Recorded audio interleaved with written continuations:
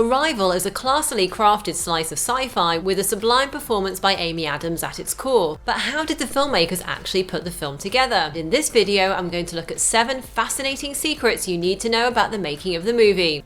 The heptapod spaceship owes its design to an asteroid named after the Greek goddess of law and legislation, Eunomia. During research for the design of the alien craft, director Denis Villeneuve came across the asteroid 15 Eunomia and was attracted by what he called its insane shape like a strange egg, and thought that kind of pebble or oval shape would bring a perfect sense of menace and mystery to the heptapod spacecraft, which in the film is made from materials unknown to man and defies current human scientific understanding in terms of how it works and travels through space. Octopuses, whales, elephants, and even spiders were all sources of inspiration when it came to creating the aliens Abbott and Costello. Villeneuve wanted their design to evoke a very strong presence and air of intelligence, and the feeling of being close to a huge beast underwater. And he wanted to bring to life the sort of surreal creature you might imagine in a dream or nightmare, and in the later stages of the film, he wanted them to be suggestive of the Grim Reaper. On top of that, it was important to Villeneuve that the reveal of the full alien body happened slowly over the course of the film, in order to build the audience's suspense and intrigue. And he also wanted to contrast their quiet arrival and calm communication with Louise and Ian inside the ship with the panicked reaction of the world outside. To achieve this, he brought on board creature concept artist Carlos Huante, who worked on Ridley Scott's Prometheus. The underwater creatures like octopuses and squid, which so influenced the heptapod's appearance, also inspired the filmmakers to use blasts of ink to form their language. While the idea that the heptapod's non-linear language should consist of circles marked with twists and curls came from screenwriter Eric Heisserer, who even included rough sketches of them in his script. The aliens' language is an absolutely crucial part of the film, and Villeneuve wanted it to be striking, almost frightening, completely distinct from human language, and suggestive of a different mindset. So Heisserer's concept was further developed by production designer Patrice Vermette, working with artist Martine Bertrand, whose idea it was for the language to appear as abstract, inky circles that resembled coffee stains. Vermette and his team then immersed themselves in the design process of creating a fictional language that had its own set of rules and was internally accurate, not just a randomly assembled bunch of circles, splotches, and flourishes. In fact, they created their own dictionary with over 100 logograms, each of which conveys full sentences or paragraphs, and 71 of those were used in the film.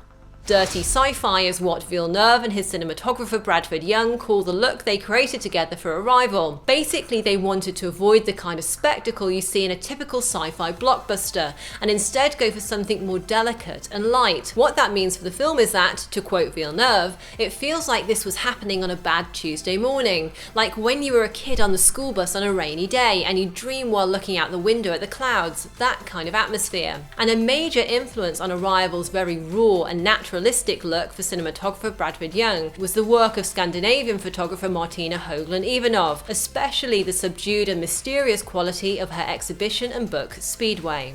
The film Arrival that we see today is very different than it was originally going to be, as its whole structure was changed in post-production. According to Villeneuve, while the original screenplay made sense on paper, the visual medium of cinema made telling a non-linear story with a twist like Arrival much more challenging. And when the director got into the editing room, he realized that if he told the film exactly as it was in the script, its structure wouldn't be dynamic enough, it would feel repetitive in places, and there would be some discrepancies within the characters. Fortunately, Arrival's editor Joe Walker came to the rescue and suggested restructuring the footage they'd shot in a less linear fashion, which also meant that the very structure of the film would reflect some of the movie's main themes.